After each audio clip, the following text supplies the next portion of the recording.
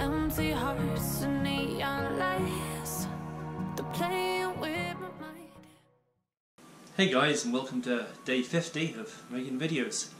It's Saturday, it's book day, and I just came back from my 1-year book club meeting. So yeah, I started a book club about exactly a year ago. We met every 6 months, every 2 months, and we've met 6 times. And our 6th book was chosen by a nurse called Julie, and this was her pick, The Last Days of Night by Graham Moore. And it's a historical novel, you could say historical fan fiction. The main actors in it are Thomas Edison and Nikola Tesla, and a man called J.P. Morgan, who most of you probably know of, just from a famous accountancy firm, banking firm, and also a man by the name of George Westinghouse. It's a book about Edison's invention of the light bulb being improved on by Westinghouse, as well as the battle between direct current operators and alternating current. Tesla invents alternating current properly, and there's a huge lawsuit. It's actually a legal, it doesn't look it, but it's actually a legal drama sort of book. Like if it was a TV show, it would be a legal drama for sure. It's all about the main lawyer, Paul Cravath, who's a real guy.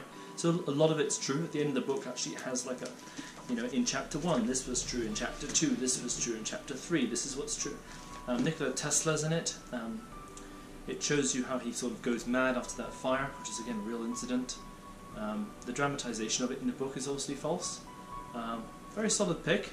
Probably going to give it like a 8 out of 10 in my book review list.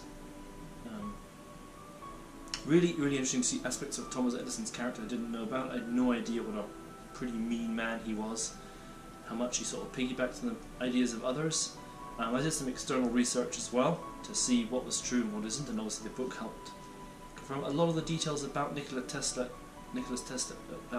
in this book are taken from his own autobiography, and the author himself recommends you read the autobiography and says it is a one-of-a-kind reading experience.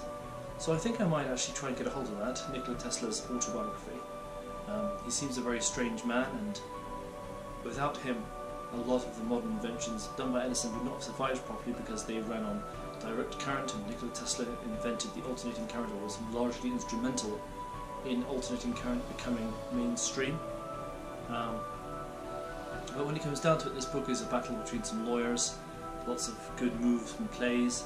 They actually lose the big court case, but they win the war, sort of thing. So, solid book. Would definitely encourage you to read it. I don't know how many of you read out there. These days, reading is a dying art form. So, if you have a chance, this is a fairly widely publicly available book. It came out a couple of years ago, and they were going to make it into a film, but I don't think they ended up doing that. I think they got as far as like hiring a screenwriter. Yeah, it's a really easy to read book. Very interesting, keeps you on the fly.